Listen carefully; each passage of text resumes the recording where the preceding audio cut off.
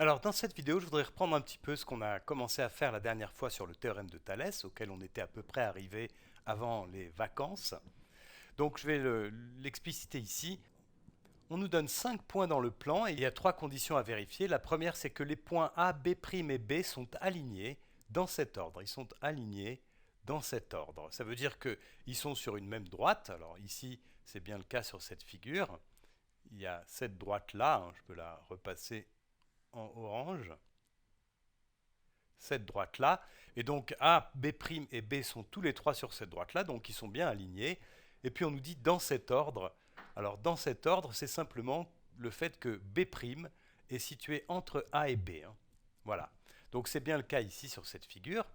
Ensuite, il y a une deuxième condition. Les points A, C' et C sont aussi alignés dans cet ordre. Donc ils sont aussi alignés dans cet ordre-là. Donc ça veut dire que A, C' et C sont sur une droite et que C', il est entre A et C. Alors c'est le cas sur cette figure. Je vais le faire en bleu. Voilà, c'est cette droite-là. Donc on voit que A, C' et C sont bien alignés, ils sont bien sur cette droite bleue que je viens de tracer. Ça, c'est la deuxième condition. Et puis la troisième condition, c'est que les droites BC et B'C sont parallèles. Alors, là, c'est le cas aussi sur cette figure. La droite B'C', elle est là. Et la droite BC, elle est là. Voilà. Et elles sont parallèles. Et ce que nous dit le théorème de Thalès, c'est que dans ces conditions-là, donc il faut bien vérifier ces trois conditions, alors dans ce cas-là, les rapports de longueur suivants sont égaux. C'est-à-dire que la longueur AB', cette longueur ici entre A et B', divisée par la longueur entre A et AB, la longueur de A à B, eh bien c'est exactement la même chose que la longueur de A à C' divisée par la longueur de A à C. Voilà. Et c'est aussi la même chose que la longueur entre B' et C', qui est celle-là ici, divisée par la longueur entre B et C. Voilà, ça c'est le théorème. Et ce qu'on avait vu la dernière fois, c'est que, en fait, dans cette figure, j'ai deux triangles, hein. J'ai un premier triangle qui est celui-là, le petit triangle A', B', C'. Donc j'ai un premier triangle A', non, pardon, A, B', C'. Et puis j'ai un deuxième triangle que je vais hachurer en rose, comme ça, c'est le grand triangle ABC.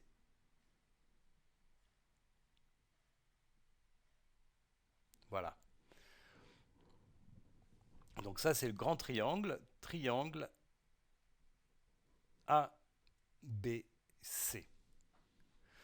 Et ce qu'on avait dit, c'est qu'en fait, ces deux triangles-là, A, B', C' et A, B, C, donc le petit triangle orange et le grand triangle, eh bien, ils sont semblables, c'est-à-dire qu'ils ont exactement la même forme. Alors ça, on peut le voir comme ça rapidement. Je vais enlever les hachures.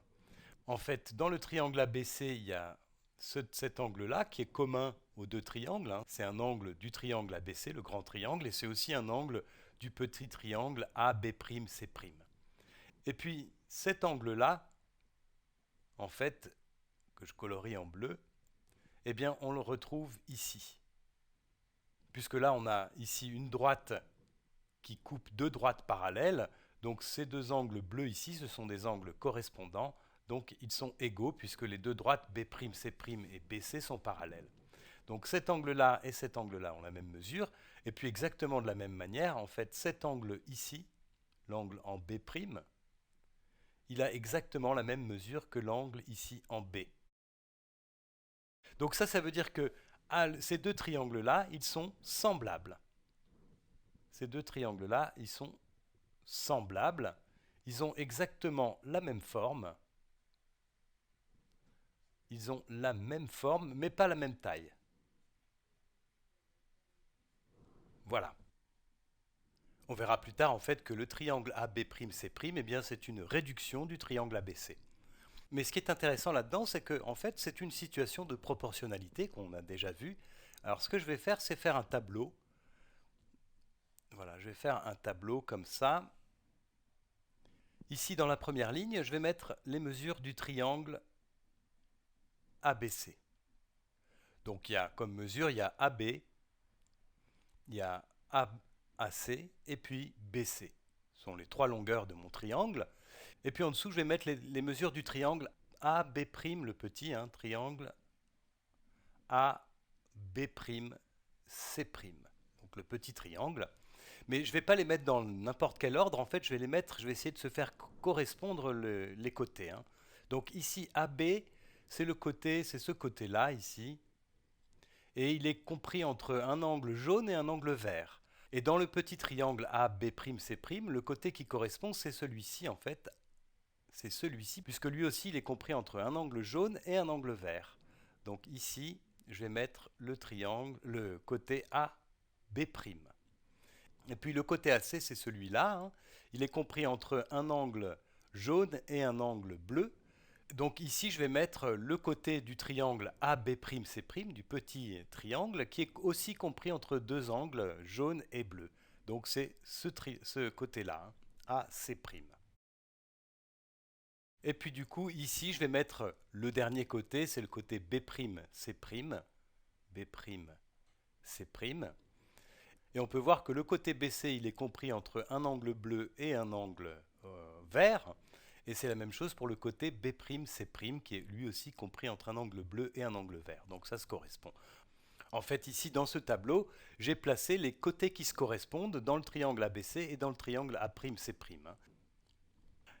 Et dans ce cas-là, si toutes les trois conditions qui sont ici, là, ces trois-là, sont vérifiées, c'est-à-dire si A, B' et B sont alignés dans cet ordre, si A, C' et C sont alignés dans cet ordre, et si les droites BC et B' et C' sont parallèles, eh bien ce tableau-là, c'est un tableau de proportionnalité.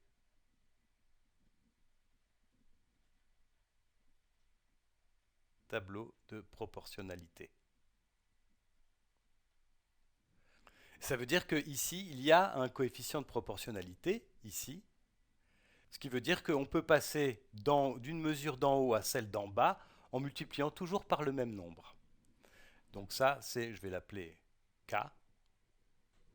Et en fait, ce K, eh bien, c'est un de ces rapports-là. Et si je regarde la première colonne qui est là, effectivement, si je prends AB et que je le multiplie par AB' sur AB, là, on a AB qui se simplifie et ça me donne AB'. Donc ça, c'est le coefficient qui permet de passer de AB à AB'. Pour passer de AC à AC', eh bien, je vais multiplier par AC' sur AC. Et pour passer de BC à BC', je vais multiplier par C'B' sur CB. Alors ici, j'ai interverti les lettres. BC, c'est la même chose que CB. Et B'C', c'est la même chose que C'B'. Voilà, donc ça veut dire que dans ces conditions-là, qui sont les conditions du théorème de Thalès, eh bien en fait les longueurs du triangle ABC et les longueurs du triangle AB'C', c'est-à-dire les longueurs du grand triangle et les longueurs du petit triangle, elles sont proportionnelles. Alors si on est dans une configuration comme celle-ci, eh bien si on connaît quelques longueurs, on pourra déterminer d'autres longueurs qui nous manquent grâce à ce théorème de Thalès. Ça va être une première utilisation. Et puis il y a autre chose qui est sûre, c'est que si jamais les longueurs ne sont pas proportionnelles, ça veut dire qu'une des conditions qui est là n'est pas vérifiée. Et en particulier, souvent, ça sera que les droites B'C' et BC ne sont pas parallèles.